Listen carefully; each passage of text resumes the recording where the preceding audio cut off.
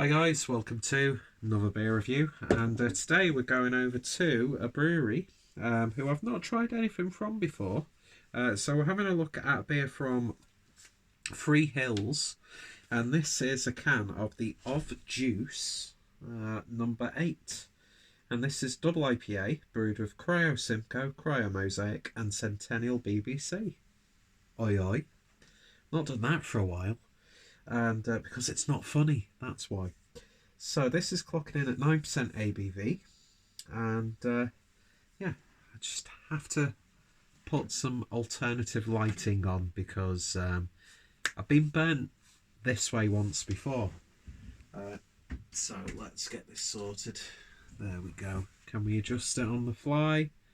I think we can, and knock the camera over. Fantastic stuff. Would you expect anything less from Clueless Drinker Beer Review? And the lights just amazingly changed to a yellow hue. So yeah, these guys are out of, I can't read that, North Hampshire.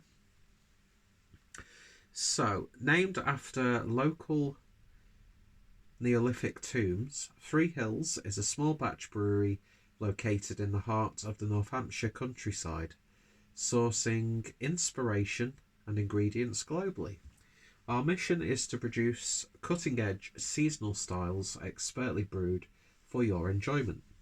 Of Juice is a double IPA that balances a sweet malt body with fruity, juicy hops and subtle alcohols.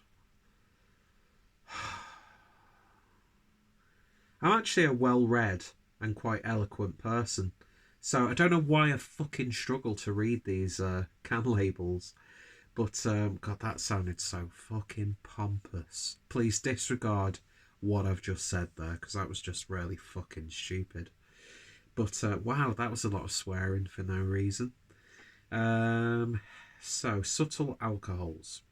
Imagine all of the best bits of its little brother's small steps, and in pursuit with the volume turned up to max.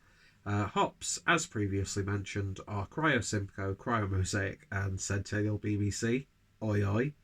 And malts are Extra Pale, Marisota, Best Ale, Carapils, Oats and Wheat. And then the yeast is New England Ale. So a nice, simple looking can. So let's get this opened and see what we get. So Uber Craft Beer calls for an Uber Craft glass. My OJ glass. Kindly gifted to me by Delayed Harry from Blue Nose Beer Reviews. Only true expert drinkers will know that reference. Delayed, get in there, delayed. Anyway, yeah, quite an active can, it has to be said. Although, to be honest, this glass is really quite narrow, so it sort of magnifies that. But yeah, Craftmaster for the win. OJ Craftmasters. Such a wonderful and absurd combination. And I've actually found a shop nearby that sells OJ beers. So once I've got my balaclava and a playlist of hardcore trance and happy hardcore, then you will be seeing some chugging videos, I'm sure. Probably not, because I'm an absolute fucking wimp when it comes to that sort of stuff.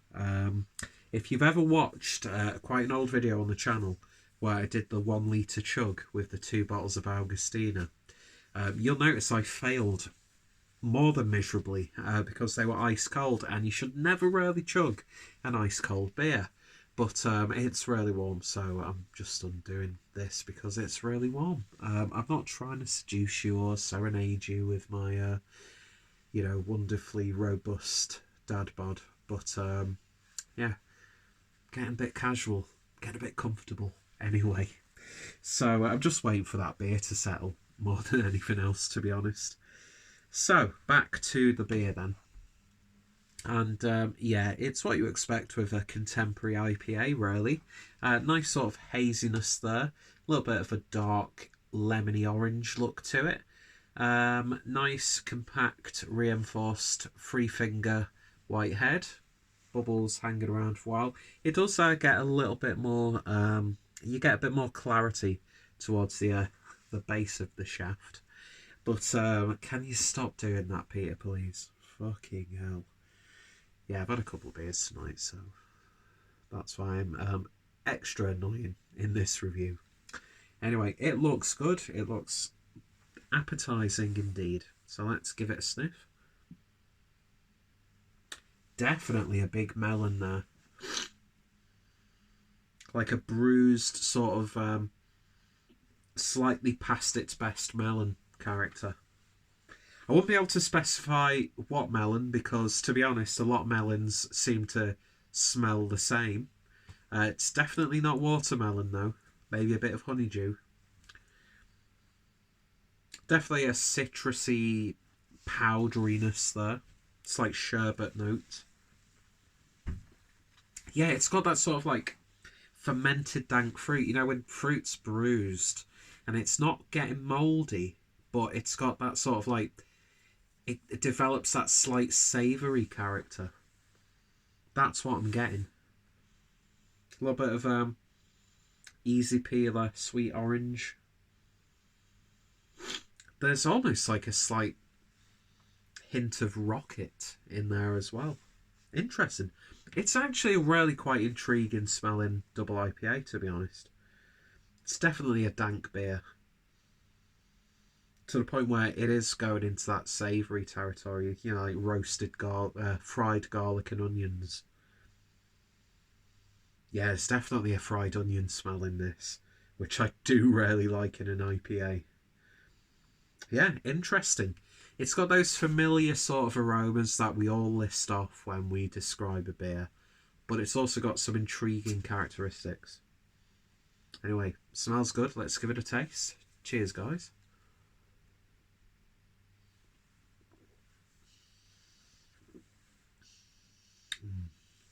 Oh, that's a dank IPA. Oh, I like that. Loads of savoury tones in this.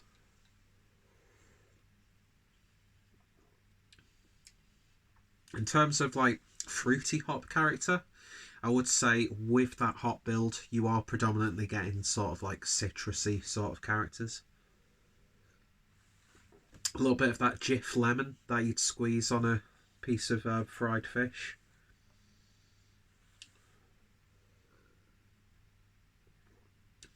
Nice prickly carbonation, but there is a lovely upper end of medium mouthfeel there. Oh, I like this. Bitterness on the back end builds up. And as I'm drinking this, I'm really craving a pizza, even though I've already had steak for my tea. But to be fair, just had steak on its own.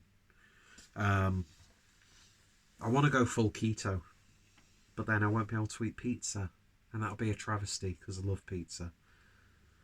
I'm no Papa John, but I have been known to have like 5 pizzas in a week. That's a strange fact that no one cares about. But yeah, savoury, dank, but there are fruity tones in there, but it's predominantly citrus, I would say. I like that a lot. I really, really do. These sort of IPAs aren't to everyone's tastes. Not everyone's hopped cup of hop tea, if you will.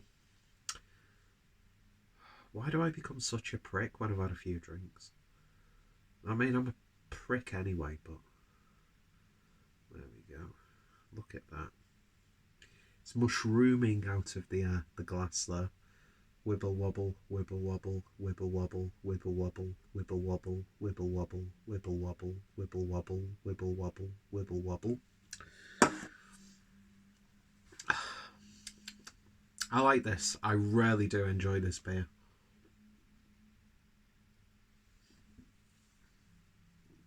It reminds me of Amazing Haze by Stigbergets, which is a really dank, you know, early New England, well, European New England style IPA. a big emphasis on the sort of like bruised fruits there and savoury elements. That's what it's reminding me of. I think this is absolutely fantastic. I really can't fault it at all. It's not going to make all those, other half fanboys cream in the pants or anything like that. But if you like a good savoury dank IPA, this is what a great introduction to this brewery. Fantastic stuff.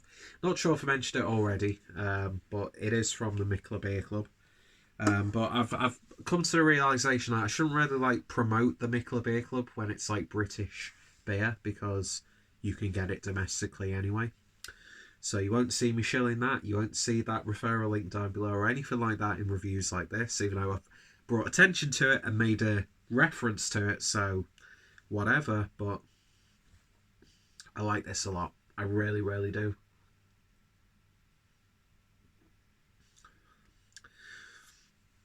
The one thing that is stopping this from getting a 10 out of 10, it does get a little bit too herbal towards the back end before you get that hoppy residual bitterness.